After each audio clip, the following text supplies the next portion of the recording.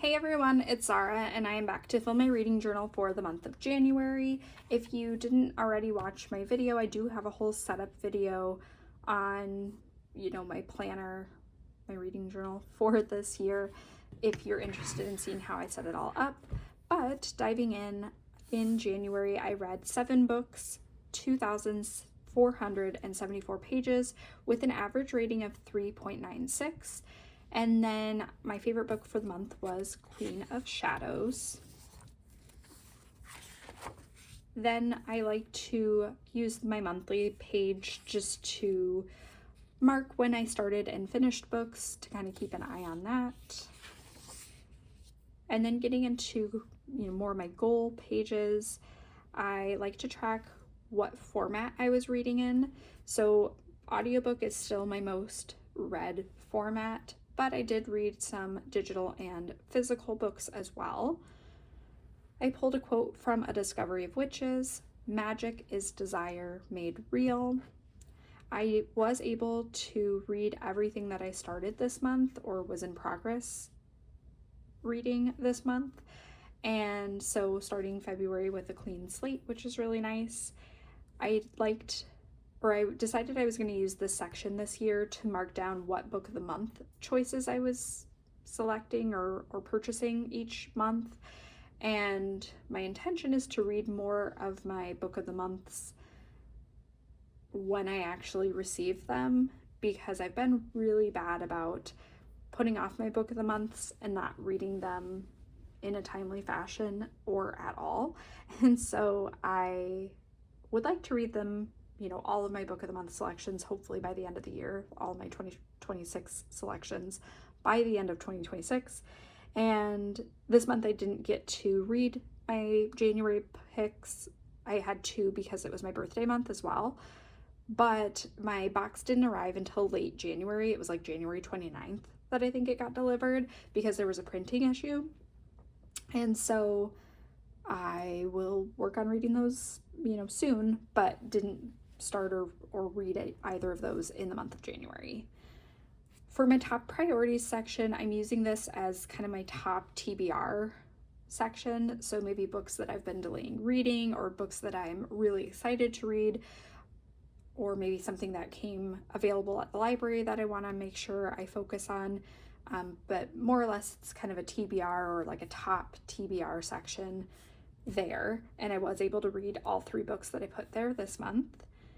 Up here for my bingo, I use it to pull prompts from my reading challenges for the year.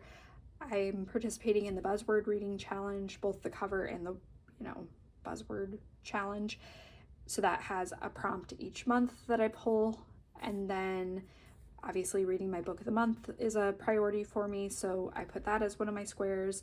I also have a list of 26 books in 2026 that I want to read. So those more or less will be consistent each month. Obviously the buzzword will change for what that month's prompts are. And then the other 4 squares are, kind of variable, pulling from other reading challenges or just fitting the mood, like the beginning of the year, starting a new series. That's a good, prompt for January, just to kind of make things fun. I don't generally repeat, I usually use 1 book per square, which obviously if you're not reading 9 books in a month, you're not going to fill out the bingo board entirely anyways. So I did, just kind of note down some of these books that could have worked for multiple squares. And if I would have, doubled up on books or squares, I would have had every square filled out minus the book of the month, which, like I said, I didn't get my book of the month until late in the month anyways. And then this last section here is my monthly goal section. So I'm trying to set more reading goals for myself, and some of them I think will stay the same, like these top 3. Reading each day, reading 7 books, and reading 2,000 pages, I think are going to be consistent throughout the entire year, because that'll set me up for success for reading 90 books, which is my yearly goal. And also too, I just like to have the goal to read each day, even if it's only a chapter, even if it's only 10 minutes on my way to work listening to an audiobook. I just think that it's good to read each day, and I like to prioritize reading. And then the final 2 spots could change depending on the month, but 2 of my goals for January were to write more reviews. So not just giving a star rating, but also writing out, even if it's just a couple of sentences about, my general thoughts on the book, or if it's, a few paragraphs about a book. I think that that's just beneficial to kind of put some thoughts down in writing, more so than just the star rating. And so I was able to accomplish that for every book that I read this year, or this month, which I guess is also this year. And then my other goal for January and for, going forward, I wanted to try out some different reading apps this year. So I've been using Goodreads for many years, but this year I also wanted to try out Storygraph and Fable. And I have a few thoughts on them. There's things that I like about each of the apps, and so I think I'm going to just continue using all 3 of them for the time being. And I don't find that it's really that much harder, other than the most time consuming part being writing the actual review on each app, because Storygraph and Fable ask for more descriptors, which are optional. You don't have to, but they ask for things like, how did the book make you feel? Did you like the author's writing? Did you like the characters? What did you like about the characters? And there's different, pre-selected, I guess, options, like the characters were likable or forgettable, or they weren't very deep, or etc. So it just gives you a better review, I guess, if you want at a glance, if you're debating on a book and then you can see, everyone really liked the characters, maybe that could help you determine if you want to read the book. And so outside of just writing the reviews on the different apps, it really doesn't take that much longer to mark things as read or track my reading each day. So that's something that I'll be, continuing on, because I think there's features that I like in each app that don't necessarily, all come together in one app, at least at this point that I found. And so, yeah, I think I'm going to just keep going with them for the time being. But just briefly, Goodreads, I think, is the most user-friendly. I also could be biased because I've been using it the longest, but it's just very easy to search for things. It's very easy to see the reviews, and things like that. You can't do half-star ratings or quarter-star ratings. You can only do like a full star, so it's either a 5-star, 4-star, 3-star. And so, the rating system is definitely the least fluid and, least specific. Then we have Storygraph. I like that one a lot just because you can more easily track different reading challenges. So, like the buzzword reading challenge, I can mark that I completed a prompt and what book I used to complete that prompt, and it'll track that for me as well and tell me my progress on my challenges for the year, which I think is really cool. They also generate more statistics, and so at the end of the month, it'll tell you, kind of your monthly wrap up. It'll say what genres you were reading. You can track the format of the book, which the important thing about that is just making sure when you say that you're reading a book that you're choosing, the Kindle version, if that's the version you're using, or the physical version, or the audiobook, just so then that tracks correctly. You could also track minutes if you're a big audiobook reader, instead of pages. I kept it as pages just because that's how I mark everything down in my planner, but that could also be an option if you only read audiobooks, or if you wanted to compare how many pages you read versus how many hours you listened to. And then and then there are like paid features you can sign up for Storygraph as well, but I feel like overall just the free version is really great, or does everything that I am looking for, I suppose. And then the last app that I tried out was Fable. This one I really like they have a feature where you mark down what you read each day. So if I was reading my audiobook, I'd mark that I read my audiobook that day and it'll track it, versus because I'm often in the middle of 2 or 3 books at the same time. So I maybe read both books on one particular day, but then the next book I only read one of the two. And so then it can mark everything. And then it was really easy to transfer that information into this chart in my reading journal. So that's my favorite feature so far from Fable that I haven't found in the other 2 apps. It also generates graphics, and it generates more social media graphics that are easy to post on like your Instagram or Instagram stories, which is kind of nice. But I will say that there's a lot of like social media aspects within Fable that I don't find as useful, just because I don't have anyone, or maybe one person that I found on YouTube, but I don't have like friends that are using Fable, so it's a little less, something that I would use that part of the app for, the social media aspect of posting what books you're reading within the app.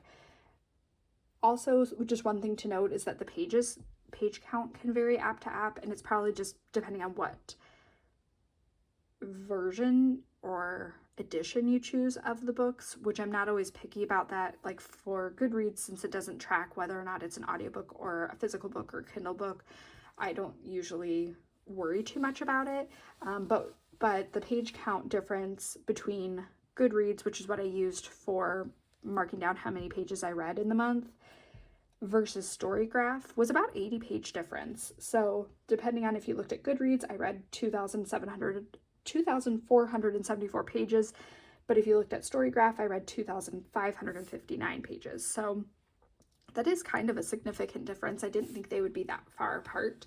So maybe in the future, I'll just try to be better about choosing whichever edition on Goodreads as well.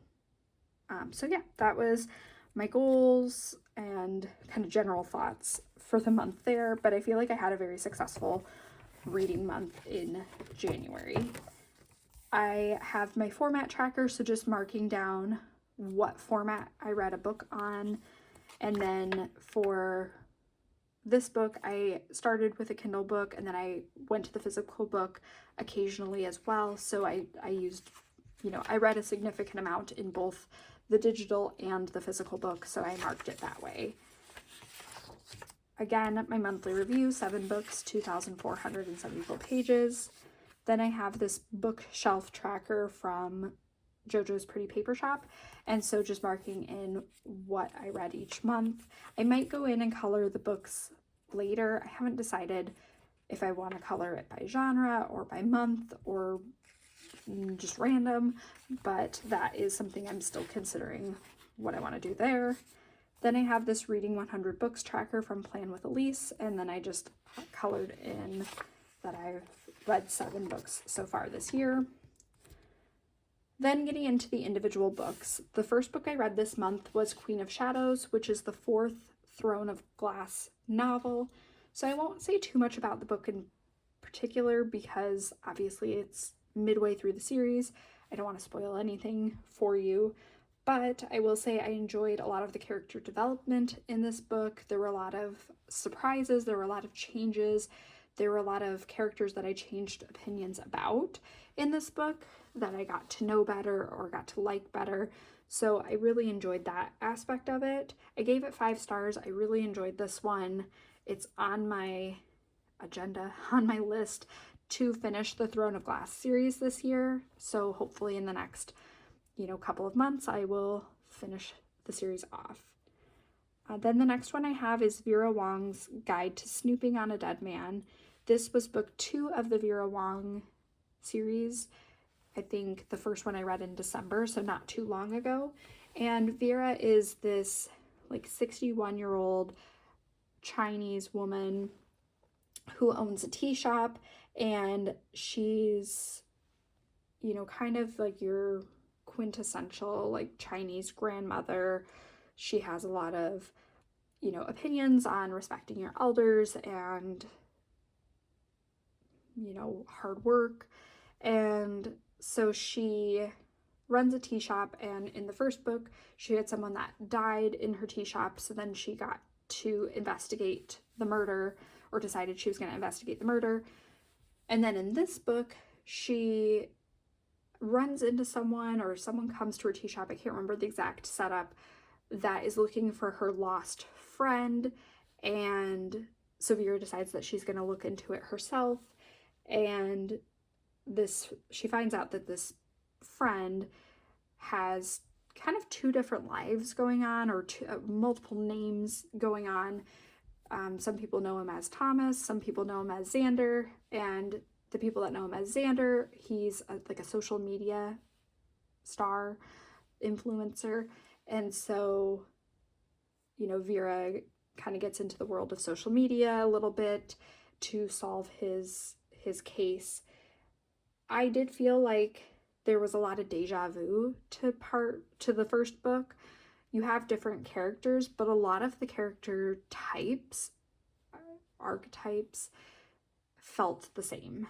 You have a single parent with a child in book 1, and you have a single parent with a child in book 2. You have a girl character, a woman character who is on the younger side, and she's kind of uncertain of herself in book 1 and in book 2. So I will say that there was a lot of kind of deja vu. There's some things that happen plot-wise in both that were the same. And so, the mystery itself is different, but there were a lot of things or ideas that I felt like deja vu, like they were recycled. So I still had a really fun time with this one. I gave it 3.75 stars, so not quite 4 stars. But, overall, I still had a really good time. I just think that there were some things that felt a little unoriginal, especially after reading the first book so recently. Then the next book I read was Evie Drake Starts Over. This one was a romance. I picked it just kind of randomly. I needed to download a new book because I had finished my previous audiobook, and it was available at the library, and I think it showed up on a list of books recommended by a particular book club. And so I didn't know much about it going into it, which made the first chapter especially fun. I'm not spoiling anything if you read the back of the book or anything like that, but as someone that didn't read the back of the book, I feel like the first chapter really got me hooked right away. You have Evie, who's going to leave her husband because she's unhappy in her marriage and she's ready to start her life over again. And then something happens to her husband, and, she gets that fresh start in a totally different way. And so you have Evie, who's kind of navigating life after her husband. And then you have the other main character, Dean, who is a, former Major League Baseball player that has lost his skill, his mojo. And he's trying to figure out, kind of life after being this famous, really successful baseball player. And they end up in this, the same place. He ends up renting out Evie's guest house, and they become friends, and kind of the story goes from there. I enjoyed this one. I thought that the characters felt really realistic. I thought the romance felt really realistic as well. Sometimes you get these romances that are very insta love at first sight, 2 chapters in, and they're just, completely enamored with one another, which I just don't think is realistic for most people. And so I just thought it was refreshing to have a romance that actually felt realistic. So I really enjoyed this one. I gave it 4.5 stars. Then the next book I had, Mastering the Art of French Murder, was my least favorite book of the month. I did not enjoy this one as much as I wanted to. For the first, the biggest part that I really didn't enjoy was the audiobook. I DNF'd the audiobook within about 4 minutes of starting to listen to it. One of the characters in the book is Julia Child, and she has a very unique voice. And the author or the narrator's interpretation of that accent was atrocious. I could not stand it. I don't think I've ever disliked an audiobook so much so fast. And so I don't recommend it as an audiobook. I don't necessarily recommend the book at all unless you're really, really interested in it. I gave it 2.5 stars, like I said, but I felt like, well, first of all, what the book is about. You have a character, Tabitha, who is in Paris. She's friends with Julia Child, and someone is murdered in Julia Child's apartment building. She's found dead in the apartment building, and the night of her murder, she was at a party that Julia had thrown, so she kind of comes under suspicion, and our main character, Tabitha, decides that she's going to solve the mystery or, investigate the murder so that she can, get Julia off suspicion.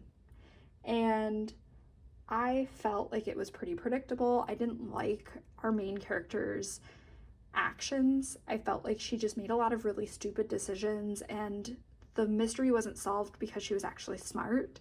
I feel like it just happened because she was lucky or in the right place at the right time, which I don't always appreciate.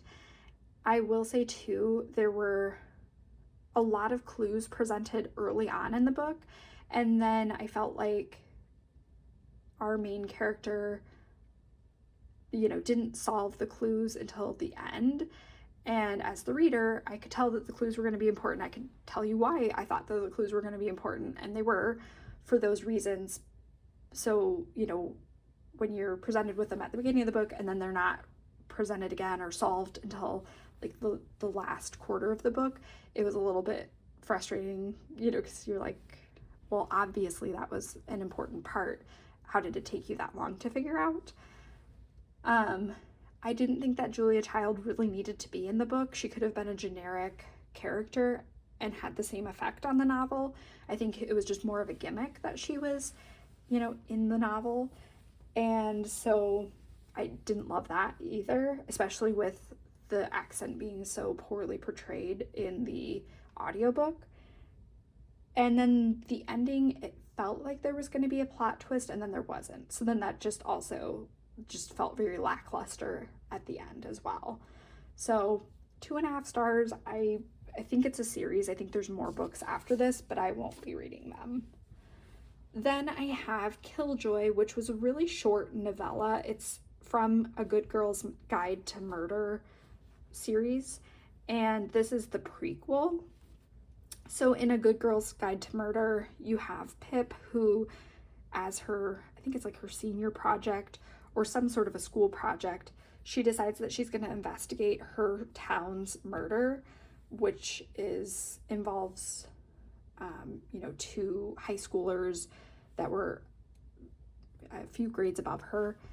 And in this book, her interest in investigating crimes is essentially peaked or started because she and her friends have a murder mystery dinner, and in solving the murder mystery dinner, it just kind of gets her wheels turning and gets her inspired to pick that as her project.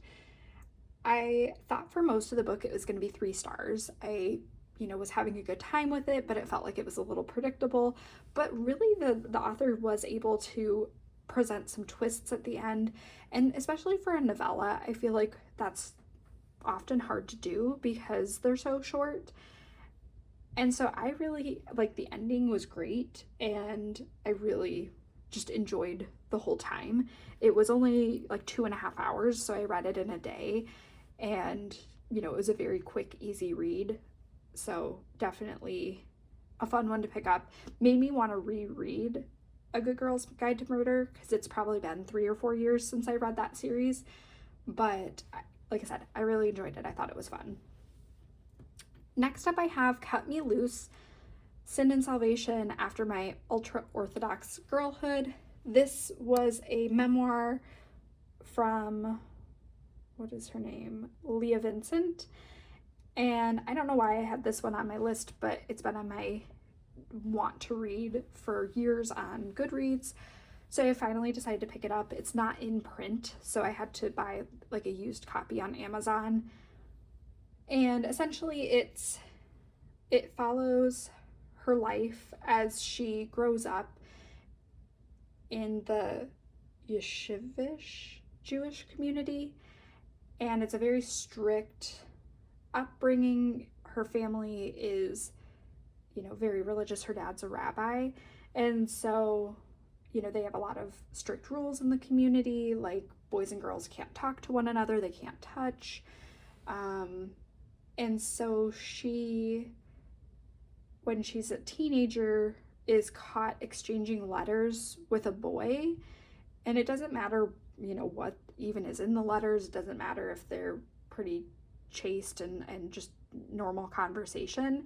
The fact that she was exchanging letters with a boy essentially like ruins her reputation, and then she's never really able to recover from it within the community. And eventually she ends up, her family more or less doesn't have a lot to do with her. And so she's trying to figure out life in the secular world. She's trying to figure out, life kind of in this in-between where she wants to, follow these rules that she's had her whole life, but at the same time too, she is in such a different walk of life now. And there's a lot of really like trigger warnings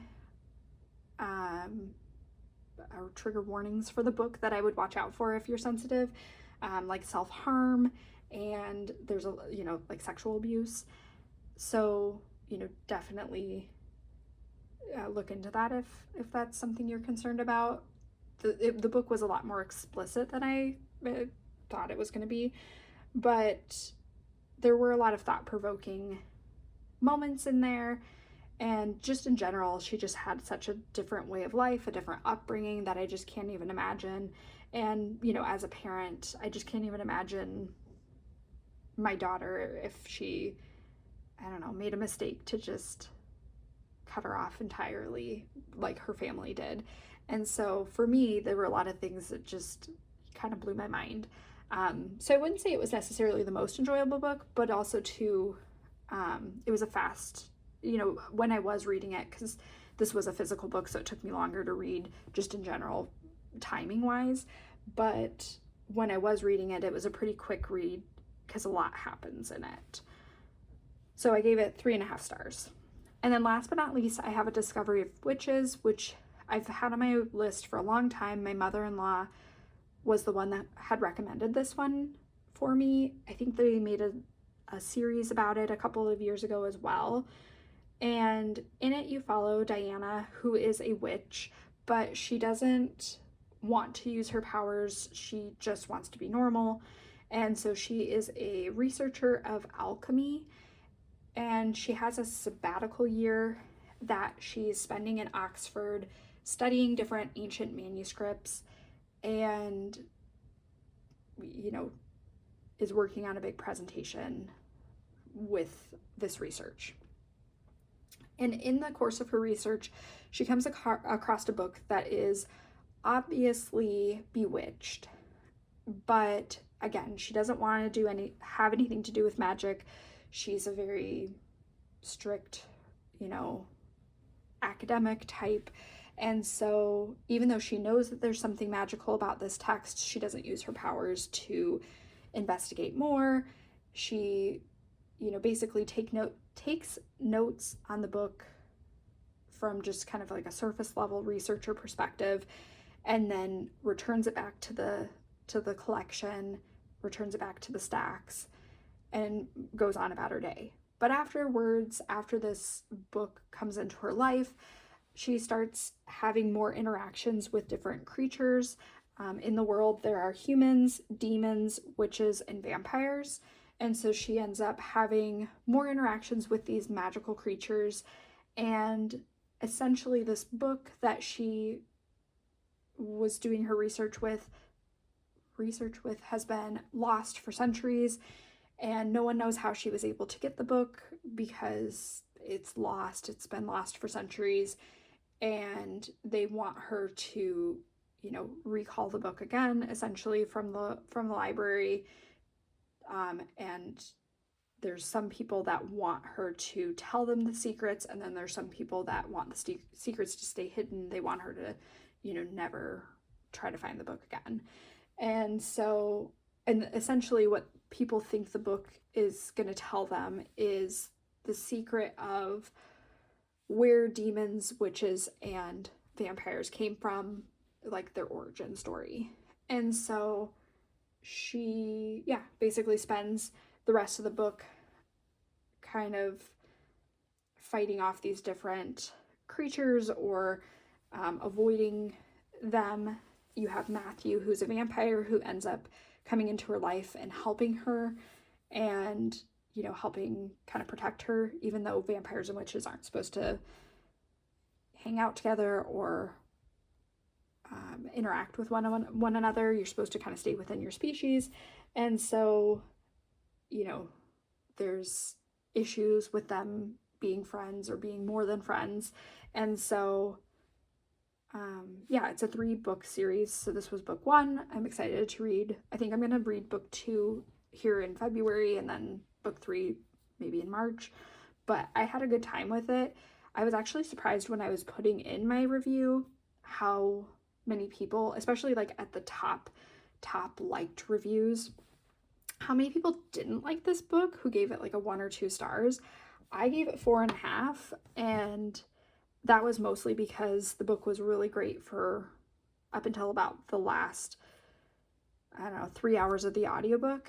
And then it kind of had a lot of resolution, so it took down the pacing of the book a lot. I felt like it ended on a slow pace after being pretty fast-paced throughout, or at least medium-paced.